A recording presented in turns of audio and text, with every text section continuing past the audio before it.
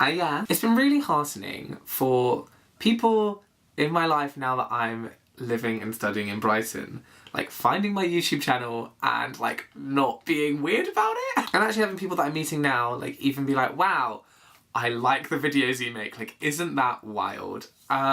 Especially like the kind of more personal videos that I've wanted to make for quite a while, like since I did video every day in March. And it's not that I haven't been making videos because I haven't had ideas. I've had a lot of ideas that I would really like to put into words about what I'm studying and where I am in life, and these kind of like quite vacuous things that would be really easy to translate into a video format. But here we are.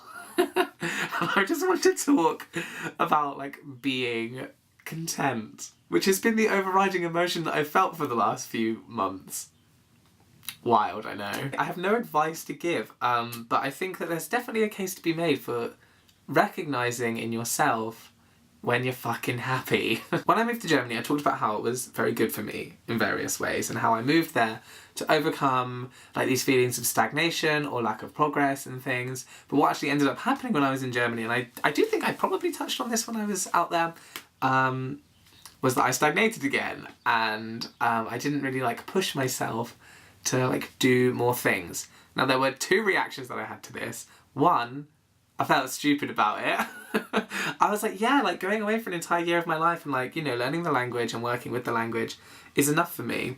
And it was weird that it wasn't. And two, I felt like genuinely resentful about the idea that I had to push myself to be happy. As somebody who is surrounded by like social, academic and political critiques of capitalism with which I identify and agree, the idea of like disciplining myself, this is like self-flagellation, like what the hell?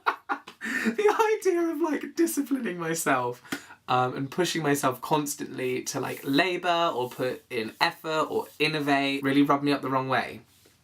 I was like, I don't need to labour to be happy, but it appears to me right now, and I feel like my life at the moment is living testament to this, to be an inconvenient truth. It's like being an extrovert. Sometimes, like, if I'm feeling like semi-anxious, increasingly less so in my life, it is better for me to like go out and socialise and gain energy from people around me who I adore than to like stay in, vegetate, get sad. There are like things that I can do that I have learnt because I know myself to like work with whatever's going on in my body, in my head. The idea of like regimenting my day, like making a routine, making sure that I do the things that I feel that I need to achieve, I've tapped into this kind of like rhythm that I need to like keep me going. And obviously like this isn't like as mechanical as I'm making it out. This kind of freedom and pure self-motivation and self-appraisal and self-congratulation, I'm very good at that last one, it's really opened me to like being more like airy.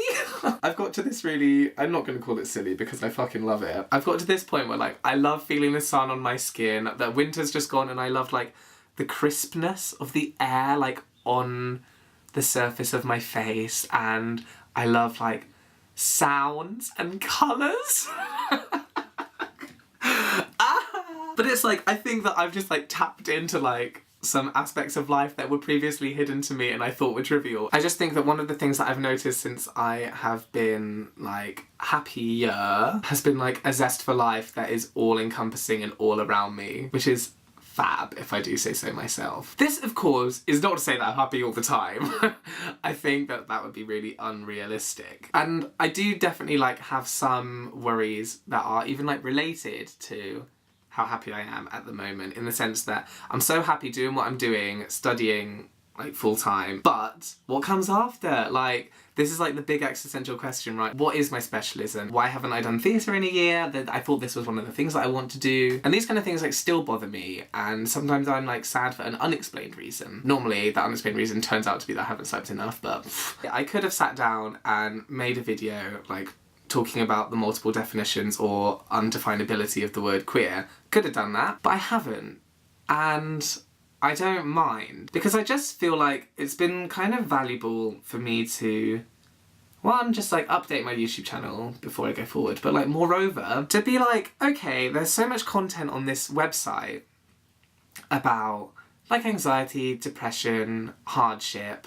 And my content has done this too in terms of like being self-critical in marginalisation or lived experience, right? But you know what there's not much of? Embracing other states of being that like are more positive and that aren't necessarily less political. I've made this choice to come to Brighton and study something that is probably like more broadly disrespected or disregarded.